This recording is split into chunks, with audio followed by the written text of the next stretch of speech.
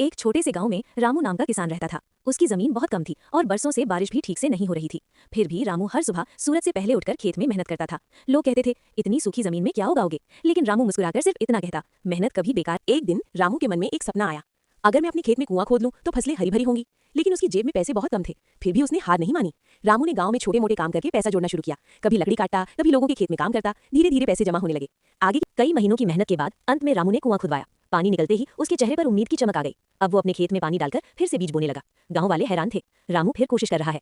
लेकिन रामू ने ठान लिया था, इस बार फसल जरूर होगी। पार्ट 4 देख। कुछ हफ्तों बाद फसलें हरी होने लगी थी। तभी एक रात तेज आंधी और बारिश आई। रामू सुबह खेत पहुंचा तो देखा कई पौधे टूट चुके थे। उसकी आंखों में आंसू आ गए। लेकिन अगले ही पल उसने खुद से कहा, मेहनत करने वाले कभी हार नहीं मानते। फिर उसने टूटे पौधों को संभाला और दोबारा मेहनत शुरू की। कुछ महीनों बाद रामू का खेत हरी भरी फसलों से भर गया। लोग दूर दूर से उसकी फसल देखने आने लगे। गांव वाले बोले, रामू तुम्हारी मेहनत ने कमाल कर दिया।